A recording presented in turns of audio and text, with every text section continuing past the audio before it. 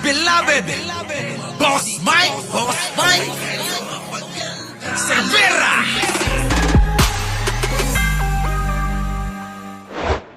Llanes, kilala natin bilang matapang at walang takot na lumalaban sa mga pagmamalabis sa gobyerno. Mapapresidente o mga kilalang pangalan sa politika. Tumindig siya para panagutin ang tiwali. Eto yon mga kababayan, yung sinabi ko sa inyo kaninang nag-umpisa tayo. Ano sabi ko sa inyo, may nakakalimutan kayo kung bakit etong si Digong ay sinusukol ngayon. Nakalimutan nyo yung promotor, yung nanguna para sampahan ng kaso! Si Digong sa ICC. Wala na hong iba kundi sino? Si Trillanes yan, mga kababayan. Matapang talaga yan. Kaya wag na kayong magtaka kung bakit ko sinuportahan. Bakit? Dahil gusto kong mapanagot si Duterte. Kung kayo naniniwala rito, mga kababayan, na gusto nyo rin mapamanagot si Duterte, abay, matuwa kayo bilang pasasalamat sa isang matapang na dating senador na nanguna para sampahan ng kaso sa ICC yan. Si Trillanes ang dapat nating pinasasalamatan. Si Along, naku, walang nagawa yan. Ano nagawa ni Along? Tropa nga ni Digong. Hoy, aminin mo na, Along, tropa mo sila Digong. Di ba? Tandaan nyo. Ito na, tuloy ko muna to. Kahit pa siya ay makulong. Kaya naman nung naupo siyang senador noong 2007, ang isinabatas niya, mga panukalang magre-reforma sa pamahalaan at tutulong sa ating mga kababayan. Correct, pagre-reforma para yung mga kurakot. Along, kurap ka ba? Kurap pa kayo ng tatay mo? Nagtatanong lang ako, di ba? Pero kapag naupo si Trillanes, yari kayo. Kapag kayo, lolo-loko, yari talaga, galit sa magnanakaw yung si Trillanes eh. Tingnan nyo ginawa ni Trillanes kay Digong. Dinimanda sa ICC. Ayun! Hinayupak na yan. Ito na ngayon ang problema niyang malupit. Makukulong na si Digong. Ayun na nga, lumarga na. Umiskerda na. Tinatakasan na, mga kababayan. Slight daw, slight. Slight! Ano yung slight sa'yo? Baka mamaya yung slight mo para sa amin todo na yon Di ba? Yan po, support nyo. Thank you naman sa mga sumusuporta kay Trillanes. Eto, baybayin ko itong sinabi ni Nanay Lenny, pasok. Senator Sonny Trillanes, kilala natin bilang matapang at walang takot na lumalaban sa mga pagmamalabis sa gobyerno. Correct, mga kababayan, totoo yan. Sinira lang ang pangalan niyan, nila Digong. Kita nyo ngayon, sino ngayon ngayon? Ang sira. Diba? Nabaliktad na yung pagkakataon. Lumabas ang totoo. Tandaan nyo, hindi nyo maitatago ang kasinungalingan ninyo. At hindi nyo maitatago ang katotohanan. Diba? Hindi nyo maitatago yan. Lalabas ang katotohanan. Kita nyo, lumabas ang katotohanan. Sa paglaban ni Trillanes noon, karamihan kinaiinisan. Di ba? Akala nyo, nagiging kontra lang kay Digong. Yung pala, totoo. Na sindikato pala si Digong. Magnanakaw pala si Digong. Mamamatay pala ng tao si Digong. Ramjay! Kita mo? Buti pa po daddy mo, gwapo lang.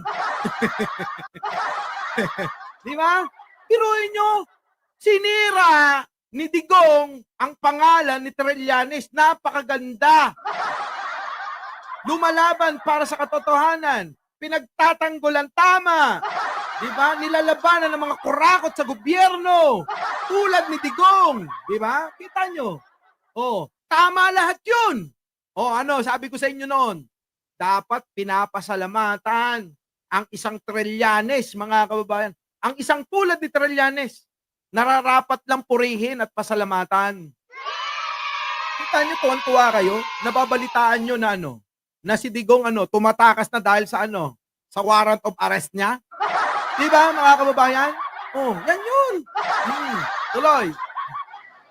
presidente o mga kilalang pangalan sa politika. Tumindig siya para panagutin ng tiwali. Correct, mga kababayan. Tumatayo yan. Malupit. Oo. Ngayon ko lang talaga na-realize din eh. Nung mga panahon na, eto na, palapit na ang eleksyon na botohan kay Pangulong Bongbong sa pagka-presidente ng 2022. Doon ko na-realize eh. Di ba? Ano na? Ha? Ano, nananakit. Real talk to. Huwag ka masaktan, Along. Di ba? Sige, tuloy.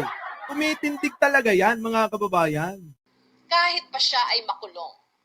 Kaya naman nung naupo siyang senador noong 2007, ang isinabatas niya, mga panukalang magre-reforma sa pamahalaan. Yun, parang magreforma sa pamahalaan.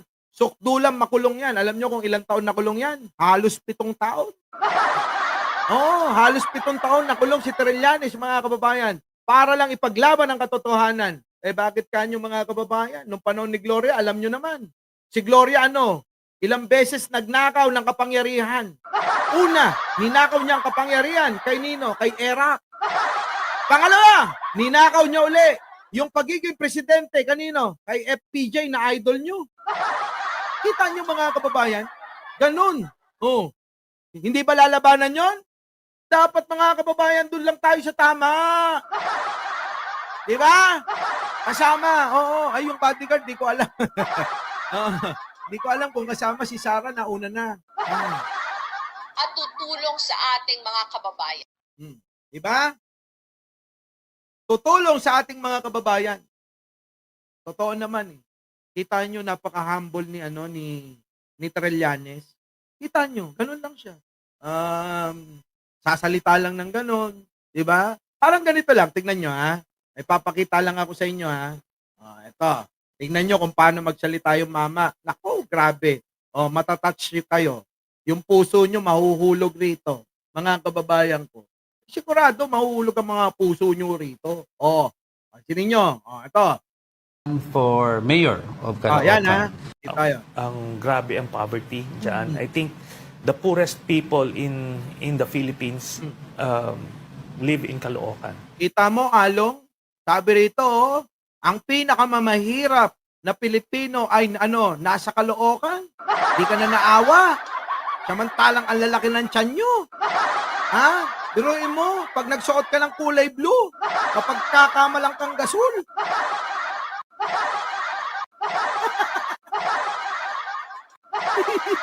Joke ko lang yun. Joke ko lang yun, ha? Oo. Diba? Kita niyo yung sabi niya. Huwag kang magsuot ng kulay blue damit.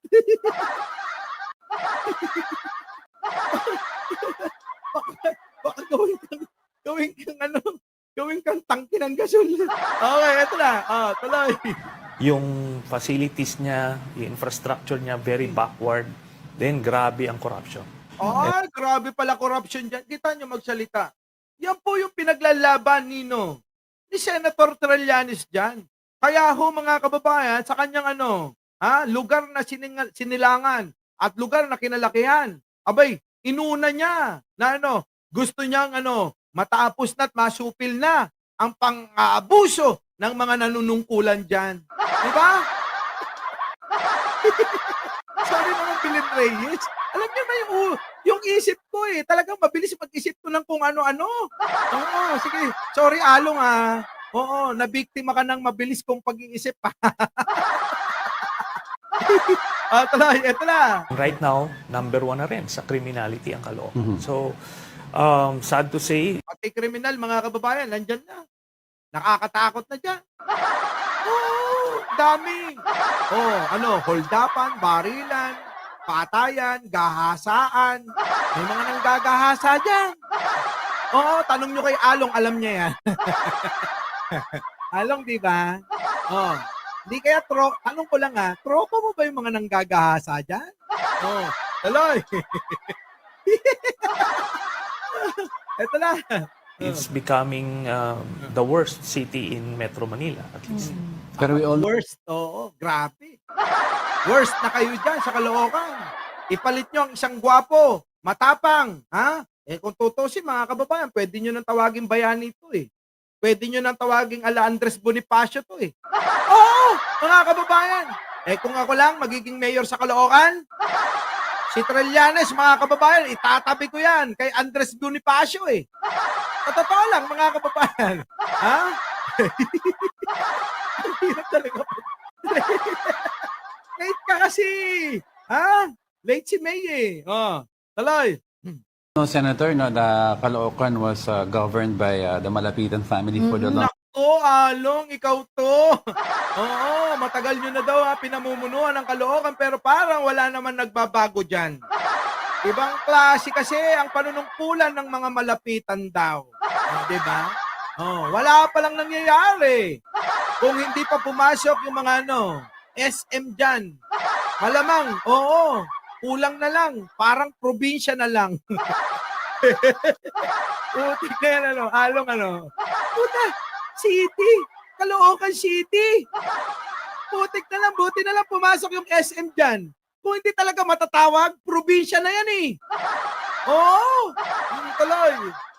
This time, so would you say napabayaan ito for the longest period? Definitely, no. Wala talagang governance. Ang inaatupag lang ng mga nakaupo is kung saan kukuha ng pagkakakitaan, ano? Nako! Yun naman pala eh, paano aasenso yan? Paano aasenso ang Caloocan kung ang iniisip nyo lang kung saan kukuha ng pagkakakitaan? Kumita ba kayo sa lumang munisipyo dyan? Kung saan nag-opisina pa raw dyan? Yung alin? Yung asawa ni Andres Bonifacio bilang mayor? Ako, mga kababayan, kita nyo? Sabi ko sa inyo kasi, kunin nyo ako na advisor. Tuturuan ko kayo kung paano kumita nang hindi napapansin at nakakapagsilbi pa kayo sa bayan at sa tao. Opo, kaya ko yun eh. Ha? Along? Kunin mo ako. Eh kaya lang, baka matatalo ka na eh. Medyo, ha? Ang laki na ng lamang sa'yo ni Trillanes, ha? Delikado ka na. Nagsumbong pa kay Argo. Talay. Sad to say, kasi otherwise, dapat nakikita mo yung tao eh. And you should feel for them. You should be able to address yung basic needs nila. Siyempre. Basic needs, yung pangunahing pangangailangan, mga kababayan, ang importante para sa ating mga kababayan. Huwag ho yung puro na lang, yung inyong laman ng tiyan. Yung mga nanunungkulan kasi, kadalasan, inuunay sikmura nila. Samantalang, ang pangako nila, mauuna ang mga kababayan nila bago sarili nila. Tapos mga kababayan, makikita niyo sila. Aba, mga kababayan dadaan yan, naka Land Cruiser eh. Yung iba, tinatago pa yung sports car eh. Pero mga kababayan, nakikita nila sa lansangan, napakarami nilang kababayan dyan na walang masilungan. Tandaan nyo, pag naging mayor si Trillanes, ako, bubulong dyan. Mayor, baka naman unahin mo yung totoong mga nangangailangan. Huwag yung mga tao na hindi naman kailangan, pero kumakamal pa sa pamamagitan ng mga inihingi nilang mga proyekto dyan. Unahin ninyo yung mga taong nasa laylayan bago ang iba. Maging pantay-pantay dapat ang pagtingin sa bawat ating mga nasasakupan. Hindi po pwede dahil malakas. Si ganito, malakas si ganyan. Hindi pwedeng ganon. Unahin, mga kababayan, ang mga nangangailangan. Di ba? Hindi tulad ni Mayor Along. Mayor Along, inuna mo ba yung mga kababayan mo? Putik na yan, dyan na lang sa dyan na lang sa bagong baryo. Pumanik-palik ka ng konti, naparaming squatter eh. Bakit hindi man lang nasolusyonan yun? Yung mga squatter, biruin mo, gaganito na lang yung kalsada. Sinakop pa ng kabila ang squatter dyan.